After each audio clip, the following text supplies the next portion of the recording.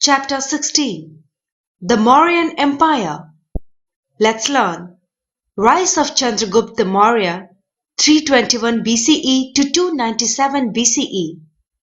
Bindusar 297 BCE to 273 BCE. Ashoka the Great 273 BCE to 232 BCE. Mauryan art and architecture. Earlier Vedic civilization lived in small villages which gradually developed into towns and cities, and thus a number of janpads were formed. Desire for more territory led to the formation of Mahajanpads.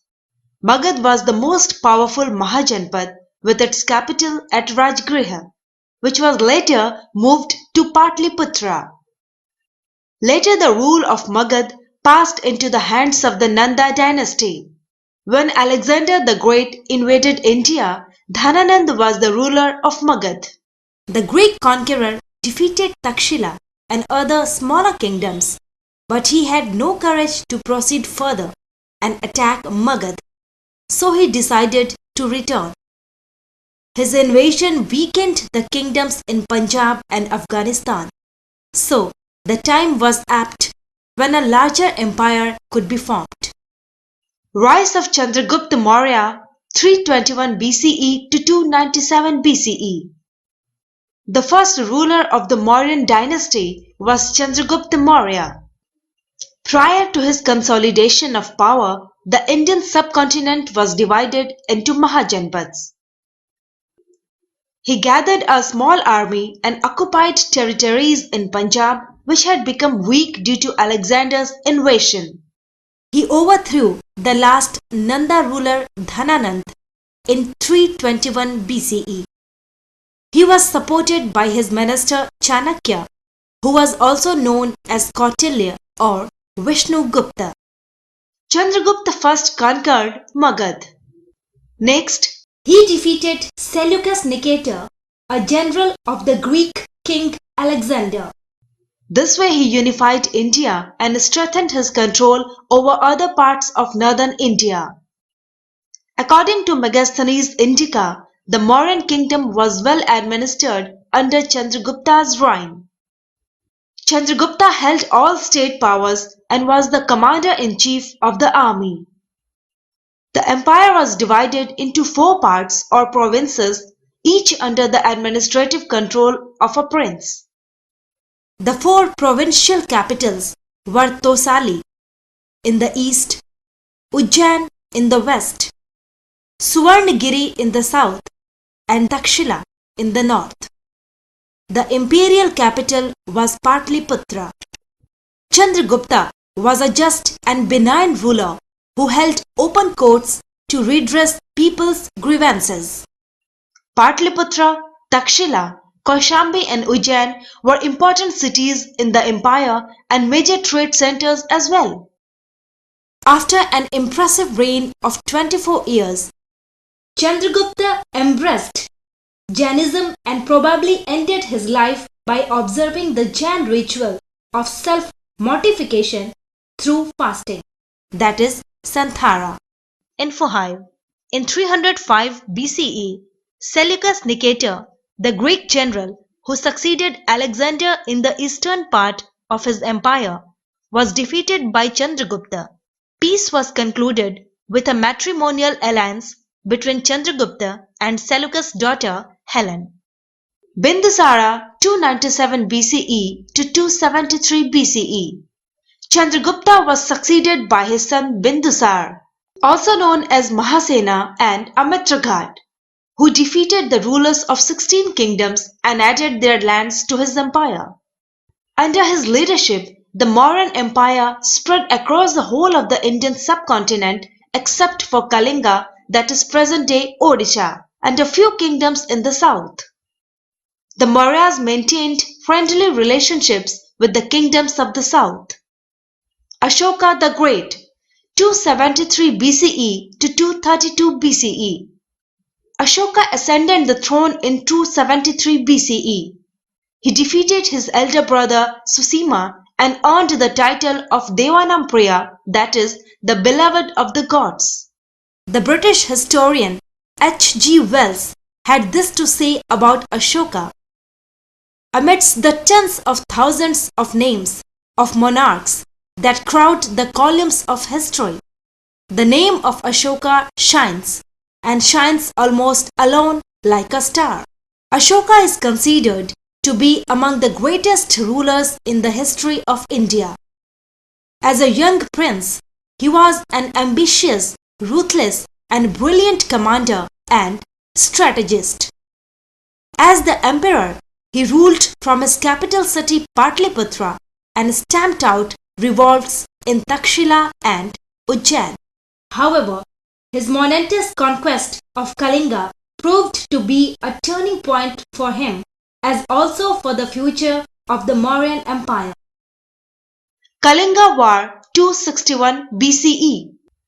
When Ashoka became the king, Kalinga was the only kingdom which was not under Mauryan control. Kalinga was important as it controlled the land and sea routes to South India and Southeast Asia. In 261 BCE, Ashoka waged a war to conquer Kalinga. Ashoka won the war, but the cost was too heavy. About 1 lakh soldiers and civilians were killed, including 10,000 of the Mauryan army. Ashoka was so horrified when he saw the violence and bloodshed and the destruction that he decided not to fight any more wars. He is the only king in the history of the world who gave up conquest after winning a war. Ashoka changed from a conqueror to a spiritual leader. Ashoka embraced Buddhism and renounced war and violence.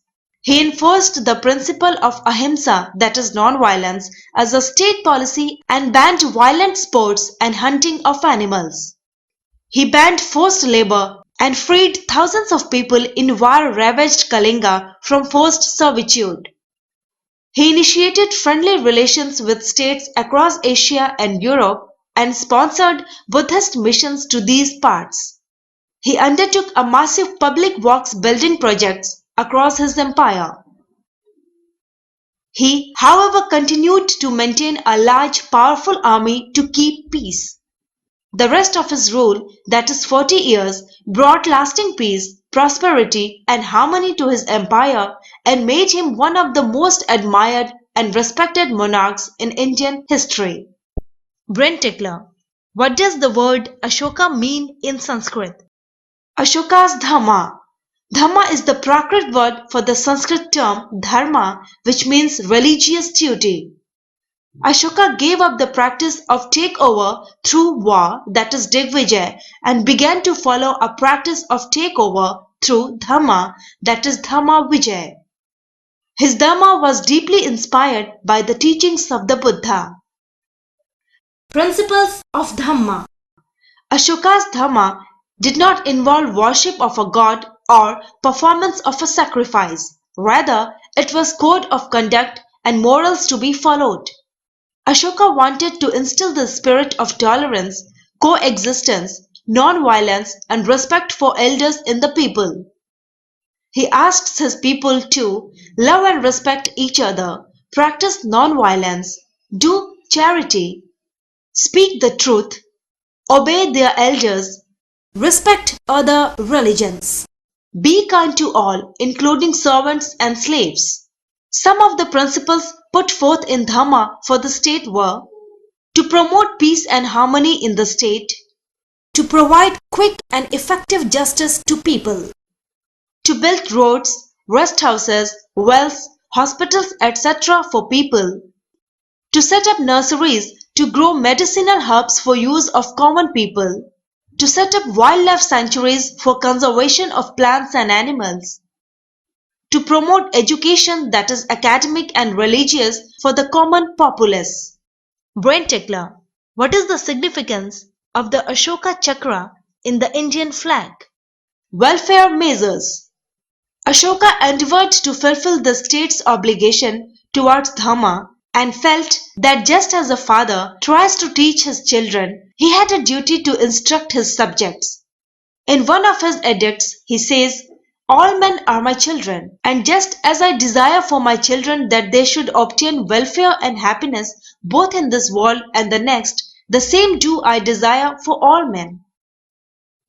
Ashoka built good roads and planted trees on both sides of the road.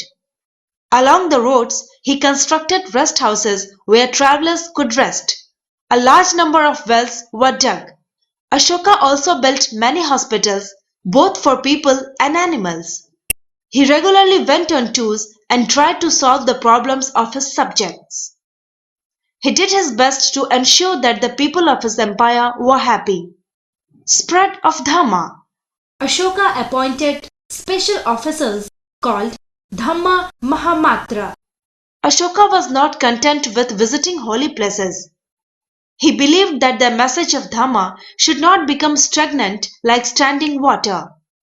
He wanted it to spread within India and outside too.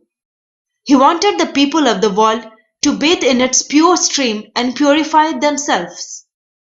He got the laws of Dhamma engraved on 14 rock edicts and 7 stone pillars both inside and outside the country.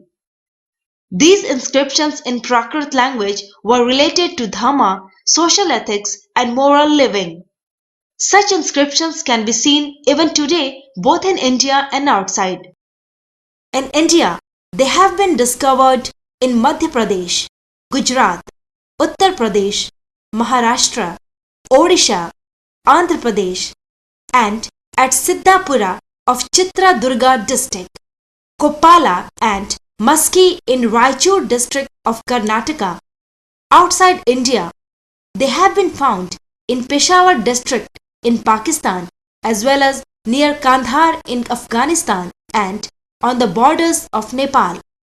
The only bilingual edict inscribed in Greek and Aramaic has been found in Afghanistan. The edicts have two kinds of scripts. Some are in Brahmi script, while those in the northwestern region are in the Kharoshti script. Ashoka sent his son Mahendra and daughter Sanghamitra to spread the message of Buddha. He also sent messengers to spread ideas about Dhamma to other lands such as Syria, Egypt, Greece and Sri Lanka. Brain tickler. Whom did Ashoka send to Sri Lanka, that is Ceylon, to spread Buddhism there? Sources of information. The main sources of information on the Mauryas come from two books, Indika by Megasthenes and Arthashastra by Kautilya.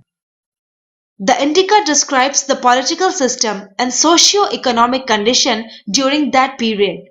The Arthashastra prescribes the way to govern an empire. It describes the administration of the Mauryas. Another literary source is the play Mudra Rakshasa, authored by Vishakha Datta in the Gupta period. It narrates Chandragupta's ascent to power. Buddhist and Jain texts, especially the Sinhalese chronicles, Deepavansha and Mahavansha, give a vivid account of Mauryan history. The rock and pillar edicts of Emperor Ashoka are an equally valuable source. These edicts were inscribed on rock and stone pillars. Coins have also proved to be another important source of recreating the life and times of the Mauryan Empire and its people. Mauryan art and architecture. The Mauryan period is known for its remarkable artistic achievements. One of the great monuments of the Mauryan reign are the monolithic pillars of Ashoka on which he inscribed his famous edicts. These pillars have a Persian influence according to some historians. Finely carved capital or top part of the pillar with exquisite animal figures is one of the most striking features of these pillars.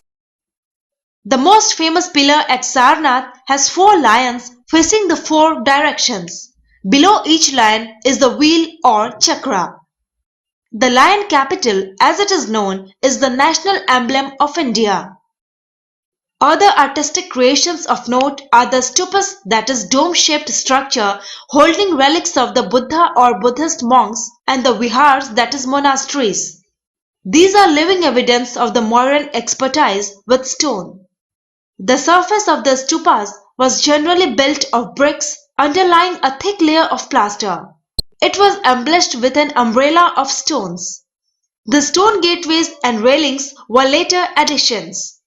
The stupa at Sanchi near Bhopal is the most famous of these.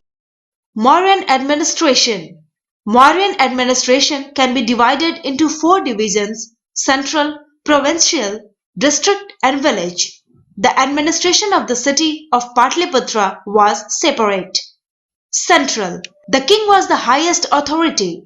He took all important decisions related to the empire. He was assisted by a council of ministers. They acted as the king's advisor. The various branches of administration, that is revenue, trade, welfare, army, etc., were governed by officers called amatyas. Provincial. The empire was divided into provinces, each headed by a royal prince, that is Kumara. He ruled the province as a king's representative and was helped by many officers, that is Mahamatyas, and council of ministers.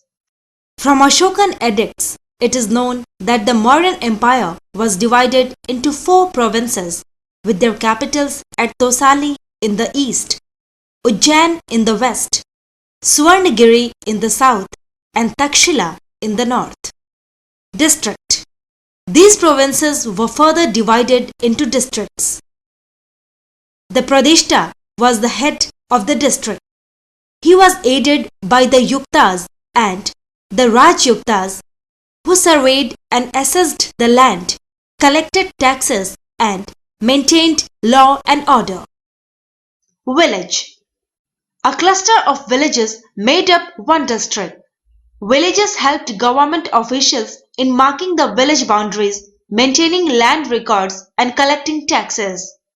Each village had a headman who was chosen by the villages themselves and was assisted by a council.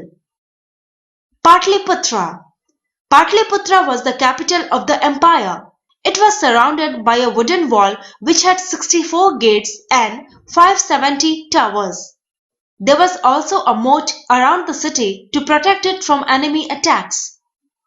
A committee of 30 members oversaw the administration of the city. The committee was divided into 6 boards, each comprising 5 members. Each board looked after a specific department such as comfort and security of foreigners, registration of birth and deaths, inspection of manufactured goods, collection of taxes. Infohai. Reckless driving of bullock carts was a punishable offence in the Mauryan period. Army. The Mauryan kings maintained a large and regular army. The soldiers were well equipped and well paid. The army was divided into 6 divisions: horse soldiers, chariot soldiers, elephant soldiers, foot soldiers, transport and navy. There was also a very efficient spy system having large number of spies, many of whom were women. These spies were stationed at different parts of the kingdom and kept the king informed of all the developments within and outside the extent of the kingdom. The Senapati commanded the army, though during wars the king himself led his army. The soldiers were equipped with bows and arrows, swords, armor and shields. All military equipment was looked after by a separate department. According to Megasthenes, the Mauryan army under Chandragupta comprised of 6 lakh infantry, 30,000 cavalry, 9,000 war elephants and 800 chariots. The army was regularly trained and well paid. Revenue. Taxation is the chief source of revenue for a ruler. Land revenue formed the largest part of tax revenue. The farmers had to pay 1/6 to 1/4 of their produce as tax in cash or kind. Tax was also levied on forest, mines, customs, trade, crafts, etc. There was no tax for the monks and priests. The Arthashastra also mentions a road tax and a water tax. The king also received tributes from various parts of the empire and also from foreign envoys. The money thus collected was spent on maintaining the army, paying salaries to government officers, charities, and on public welfare activities such as building hospitals and roads. Occupations. In the Mauryan period, most people were farmers. Other occupations included artisans, traders, herdsmen, etc. Some people worked as government officials while others served in the army. Decline of the Mauryan dynasty. The Mauryan Empire began to disintegrate after the death of Ashoka, that is 232 BCE. The major reasons of the decline were Ashoka's successors were weak rulers who failed to exercise control over the vast extent of the empire. The governors of distant provinces took advantage of the weak central leadership and declared independence. Administration collapsed and roads were neglected, affecting trade and communication between different parts of the empire. Reduced revenue made it difficult to maintain a large army. Corruption in administration further weakened the state machinery. The last Mauryan king, Brihadratha, was killed by his army commander-in-chief Pushyamitra Sanga in 185 BCE. This brought to an end the glorious Mauryan age. Recap.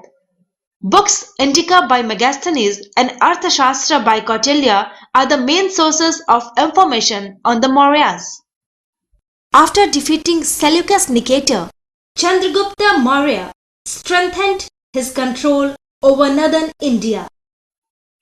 Ashoka ascended the throne in 273 BCE by defeating his elder brother Susima. Ashoka was so horrified when he saw the violence and bloodshed in Kalinga war that he decided not to fight any more wars. Ashoka wanted to instill the spirit of tolerance, coexistence, non-violence, and respect for elders in the people. Ashoka's successors were weak rulers who could not control the vast extent of the empire. Life skills. Mother, I had so much fun in the school today. We all got to be Emperor Ashoka for 5 minutes. And one by one, we were asked to preach non-violence. So, what did you say? Mother, I talked about how by practicing non-violence, we can reduce the misery in the world. And that by harming others, we are harming ourselves too. That is very good, Priya. I am proud